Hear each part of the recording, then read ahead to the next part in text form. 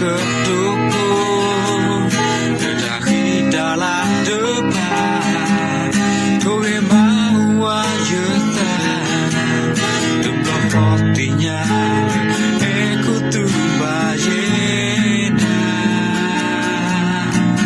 giờ lời đờ mê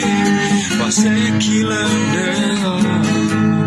ta đâu bắt ta mừng là lời ta giờ lời cơ kết thúc ta bờ đây à quang lời em mà lời quên đi ta mi mò cô sự kết thúc và dễ đa mà lời nữa eo từ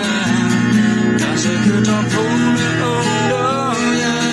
đời lo ta thế là như ta ế tôi kể lời giờ ta thế đã nát trở lại giờ được cơ tình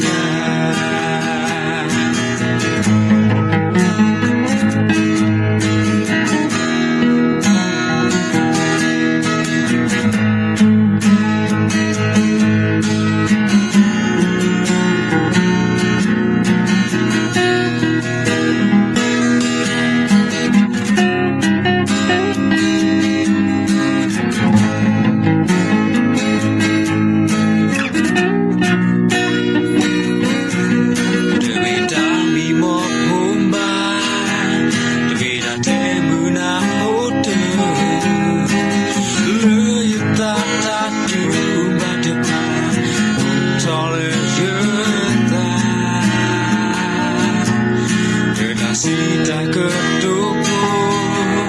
người ta khi ta là đứa bà thôi em hoa chưa ta đừng lo con tình nhà em cứ từ bà dễ chờ lời đờ mê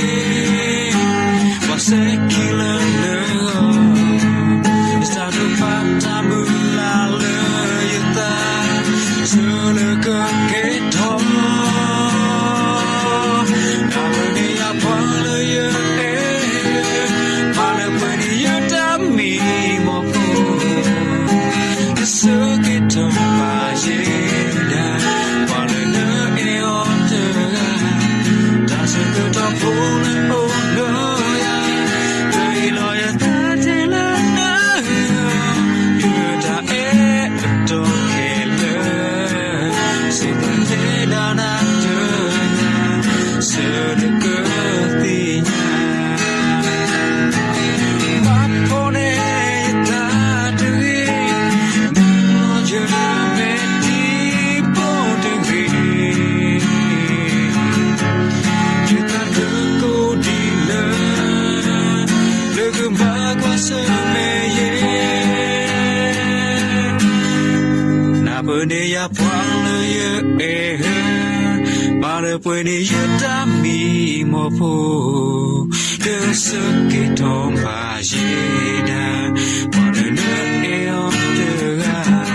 ta sẽ cứ thọ phụng lời ôn đó